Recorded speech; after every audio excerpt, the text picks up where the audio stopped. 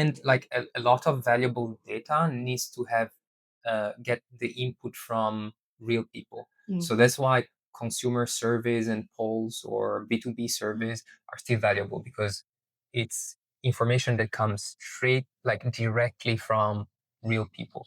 But the truth is that a large amount of market research reports are just people doing what I would do and what you would do, which is Googling a lot. Or now yeah. ChatGPT. Or ChatGPT. So only a very tiny fraction of market research really go down the way of actually going feet on the ground.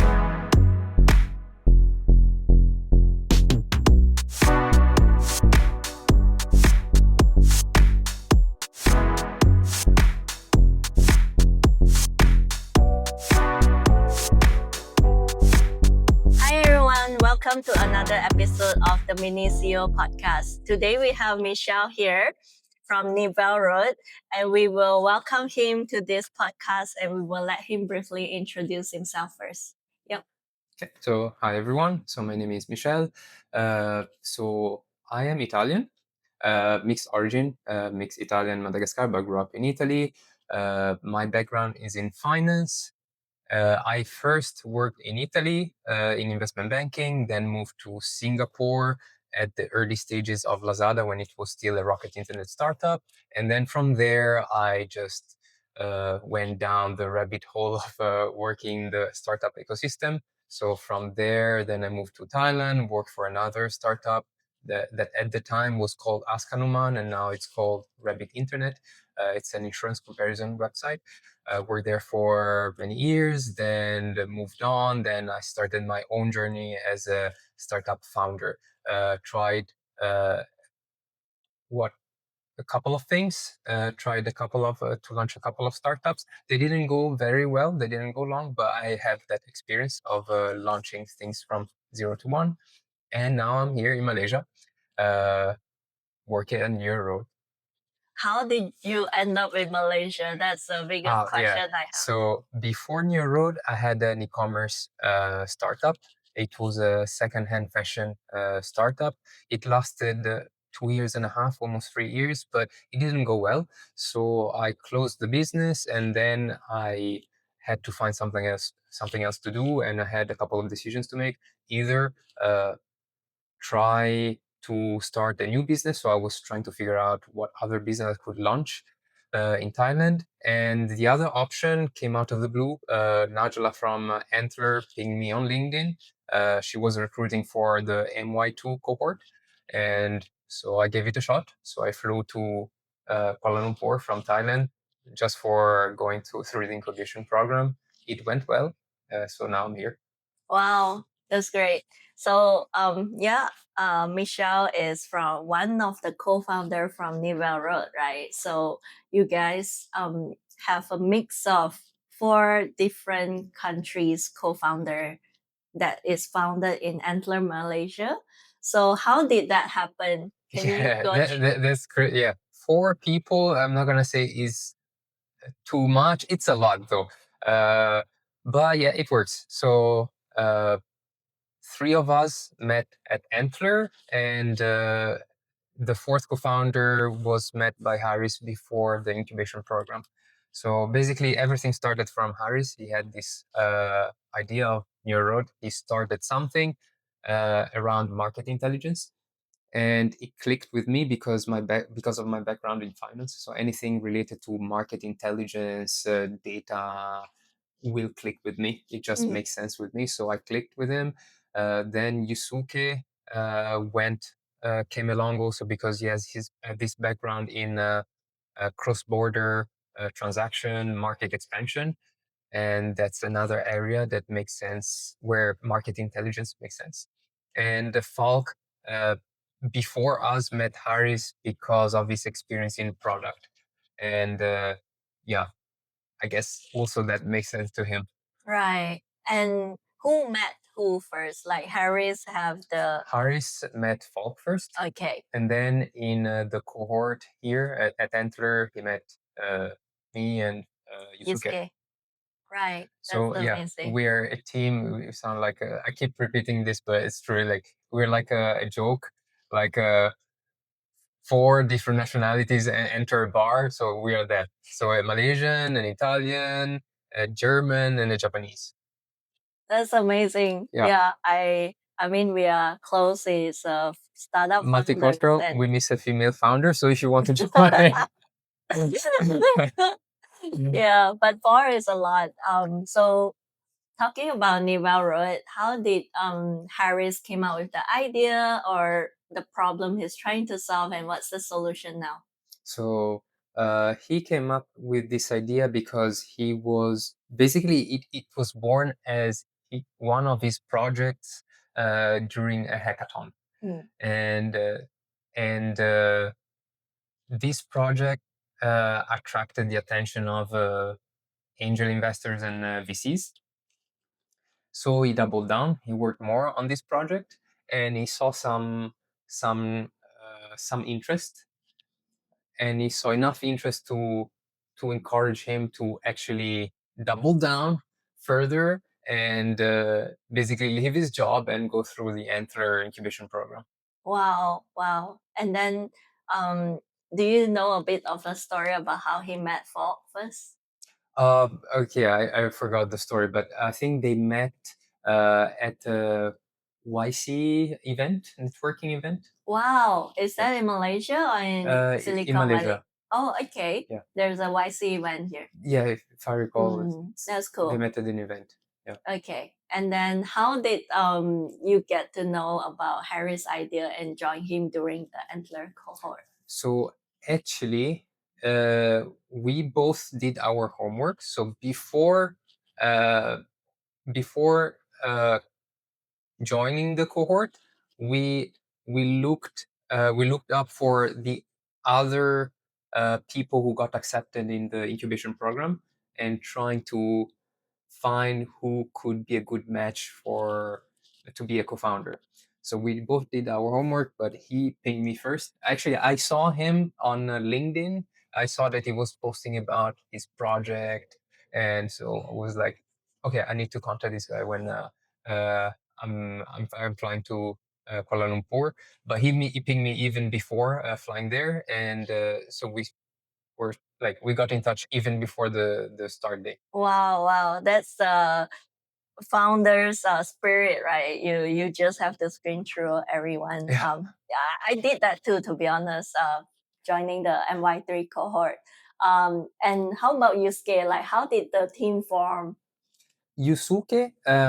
Yusuke were basically he was like we joined forces with him during the program. So in the first weeks, you know that we need to Do boot camps. do boot camps and find our match. So that's how, and then we have continuous networking and chit chatting.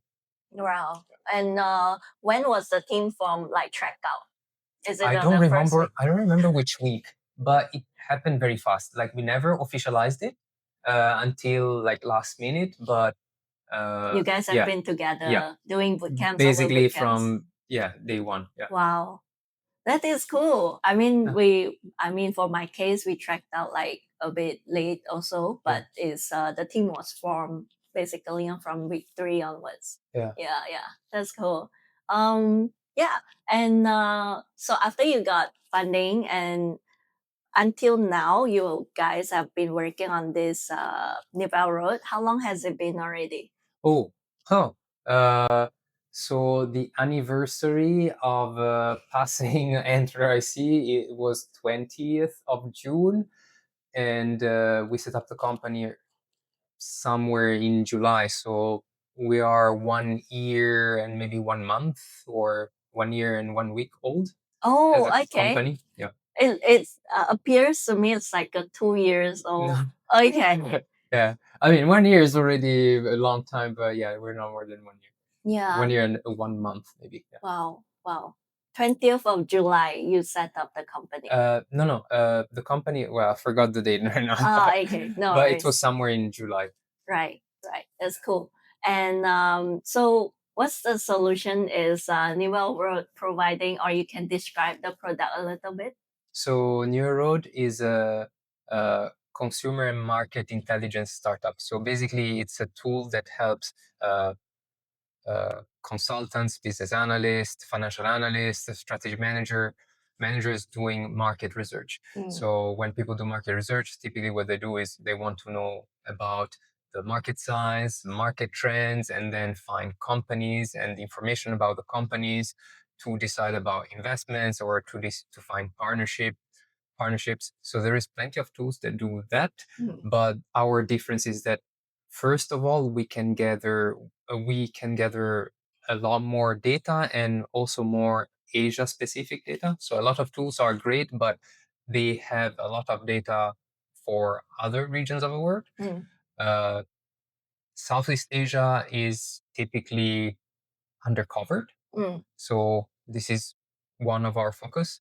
And second, we try to give a more holistic approach. So usually you have a lot of tools that provide solely company data, but typically what you do as a doesn't matter your role. Actually, you can be a financial analyst or you can be a strategy manager at a retail company. When you do start doing research, the first thing that you look at is consumer data because that's the definition of market. When people talk about finance, they tend to conflate the word market with companies, but actually market is knowing about your customers. So first you need to have consumer data, consumer insights, and then you drill down into who are the competitors. And competitors are not companies. Competitors are products. So you need to compare down the competing products, and then you drill down to who are the companies that are you're playing against. Wow, that is very detailed. So, for example, today, if I'm your target customer, I am a solar panel manufacturing company and I wanted to expand from Malaysia to, say, Indonesia, Philippines, Thailand, or Cambodia, these Yeah. countries. So, So how can your product help me? so uh, what we offer. So first of all, we can offer consumer polls, so you can understand your target market. Uh, we can get your results in basically 24 hours. So you get very like real consumer insights from real people, nearly real time, because in less than 24 hours you can get results from 200 people. And then we can uh, we can enrich this data with information about your company and your product. Then second, you can use our platform to check what the competition is doing and how you compete against them. So you can check what is your market segmentation and basically your market segmentation, product segmentation. So you understand in if you have to put this in a quadrant or a matrix, you understand that your competitors are in this corner and maybe you have a space in that corner. Maybe you will need to compete on pricing, or maybe you need to compete on some other factor. And then you can then drill down into checking who are what are the companies that you can benefit from, because when you expand to another country, typically you need to find vendors, Partners. suppliers, part suppliers, typically, because you're not gonna use your suppliers from your home country and export everything into the target country. You need to start the business, and you will need you need to have the logistics and the Local partners distribution partners. Yeah. And so in Southeast Asia, we know that looking for there's a lot of SMEs. I think in Malaysia itself, there's like I think 1 million SMEs, like small businesses, and they are not very active online. Yeah. Some are just like very local, and they just do it in their brick and mortar shops, and they are not online. How do I know if they are our competitors? I know this is a bit of a Yeah. tough So question. yeah, it's a constant work in progress. So we're not perfect, but we're trying to get information also of small businesses that might appear that they're not online, but in this age and time, every business leaves at least a little trace online. Either it's Google Maps and Google reviews, because also brick and mortar, like small businesses, they still have customers, and businesses try to get reviews online. So it could be just that, or if it's registered businesses, then we can find information in uh, public registers, like in Malaysia would be SSM. Yeah. So there is always some trace online. It's not going to be perfect, but we can retrieve as everything that we can retrieve. We will try our hardest to retrieve it. But of course, it's not going to be perfect. If someone is totally offline, then it's we just miss them from our radar. Maybe they are from the cave. Who knows? But the case, But I yeah. mean, just a joke. Yeah. So going from a bird's eye view perspective, right? Like there is a lot of reports online that cost the businesses a lot money to pay for. So, for example, like there's McKinsey report. I think there's Gartner as well. Yeah. Those report, I can only have a glimpse, like when Yeah, I yeah, yeah, Google it. yeah. But I think it costs a lot to, pay for the report. So how do you So manage that? yeah, so we're share trying with to be us? we are trying to in a way we're trying to replace those kind of reports that, like you said, like cost Millions. very I don't know how much is it. extravagant numbers. Yes. Yeah. In a way we're trying to replace that. It's never gonna fully happen because going on the field and actually uh, you know doing surveys, inspecting businesses and markets, and getting information from the field. Very few do that. Most people are just like me, you, students, or people in an incubation cohort who need to come up with some problem statements, so they need to Google very hard. Yeah. Yeah, the Tam sum, I Yeah. know. It's still a pain. Yeah.